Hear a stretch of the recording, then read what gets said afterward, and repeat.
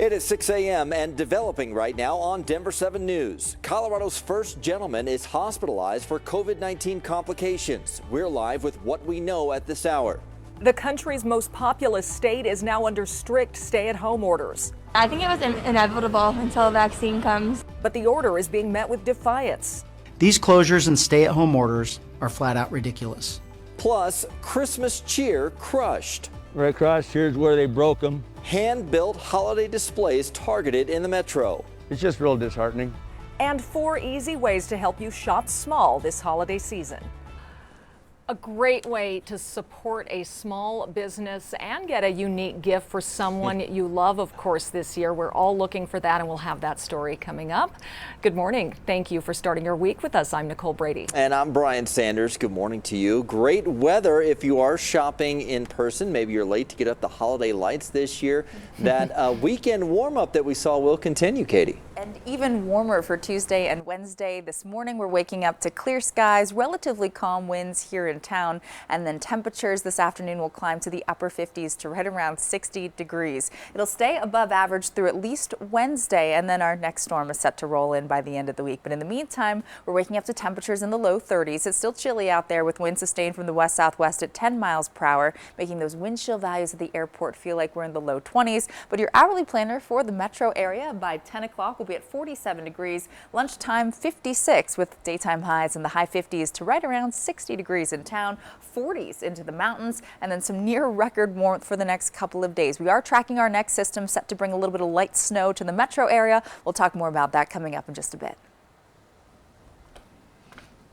Right now, it's a good-looking drive anywhere you want to go, including on I-70. We have some big work happening on I-70 tonight where the Brighton ramp will be closing down from westbound I-70. We also still have this minor crash up at around 120th in Buckley, but it shouldn't cause you too much of a delay. Take a look at I-70 right now here near Colorado Boulevard. Looking great on that east or westbound side. Both directions are not seeing any lingering delays, whether it's through construction or any other problems. Look at the north side of town. I-76, I-25, all wide open for us right now. No issues on I-270. That'll be one of the first routes to load up. And that south side drive, west side drive also nice and quiet for right now.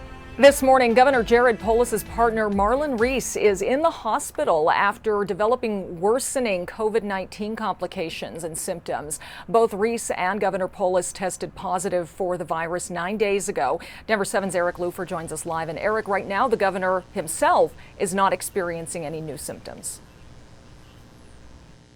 And that's according to an official statement that was sent out yesterday. So, yeah, it doesn't look like much has changed for the governor since that first diagnosis. So here are the facts, what we know right now. Both the governor and Reese tested positive for coronavirus 9 days ago. We now know Reese started to experience a slightly worsening cough and shortness of breath on day 8. That's when the governor himself drove Reese to an area hospital as a precaution. Now, the governor did post a note on the first gentleman's Facebook page overnight saying in part, quote, reading the kind words and thoughts brings great joy to him as he recuperates. He also wanted to share that he hopes to be well enough to reply in a few days, but for now he wants to thank everyone and let everyone know that he feels the love. Now, it is not uncommon for patients to get worse several days into a diagnosis. The first gentleman, a prime example of that, and we'll go into more detail on this aspect coming up in the next half hour or so. Nicole? Yeah, still very concerning, of course, even though he is only 39. Thank you, Eric. Rudy Giuliani, President Trump's personal lawyer, is also hospitalized for COVID-19 complications. The 76-year-old has been traveling the country on behalf of the president and was most recently in Georgia on Thursday. Giuliani tweeted last night he's feeling fine and getting great care. President Trump also tweeted his well wishes for Giuliani. A snapshot of our situation here. COVID case numbers remain at a steady pace here in Colorado. Over the weekend, our state added just under 8,400 new cases to our total. That's over the 2 days. Right now, there are more than 1,700 people hospitalized in Colorado because of the coronavirus. That leaves our state with just over 1,600 acute care beds available. Today, Pfizer's vaccine is being delivered to hospitals in Britain, and tomorrow vaccinations will begin. Pfizer's hearing for emergency authorization from the FDA in the U.S.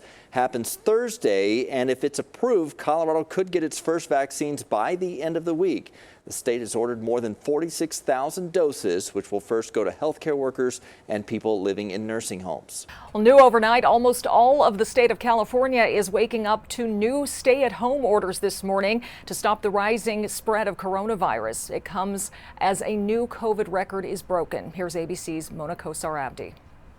This morning, more than 33 million people in California now under strict stay-at-home orders. I think it was inevitable until a vaccine comes. The new restrictions in California's major metro areas, forcing bars, hair salons, and movie theaters to close. Restaurants are limited to takeout and delivery only, and gatherings of people from different households are prohibited. Across California, nearly 1 in 10 coronavirus tests is now coming back positive. Intensive care capacity at hospitals dropped below 15% this weekend. But in some counties, defiance from law enforcement. Sheriffs in Riverside, San Bernardino, and Orange counties are refusing to enforce the lockdowns. These closures and stay-at-home orders are flat out ridiculous. The metrics used for closures are unbelievably faulty and are not representative of true numbers and are disastrous for Riverside County. Meanwhile, California is not alone. Across the country, more than 101,000 people are in the hospital with the virus, nearly twice as many as a month ago. ABC News getting a look inside this field hospital in Worcester, Massachusetts, where doctors say they're better prepared this time. It's a little bit easier this time in the sense that we know how to set things up. We've learned a few things. And now, an urgent warning for holiday shoppers. The CDC recommends avoiding in-store shopping and opting for curbside pickup instead. If you must go inside, they say go off hours, only touch what you plan to buy, and use touchless payment systems. Mona Kosar-Abdi, ABC News, New York. Today, Denver's first sanctioned homeless camp is opening to those experiencing homelessness. This is video of the site that our crews shot on Friday. The site will house 30 women and transgender women. The safe outdoor space is at First Baptist Church near the Capitol and will be run by 8 full-time and 2 part-time staffers who will be paid to monitor the site.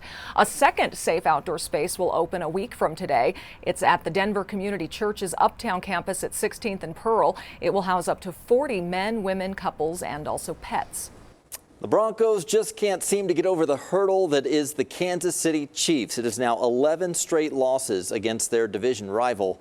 The Chiefs beat the Broncos 22-16 at Arrowhead Stadium Sunday.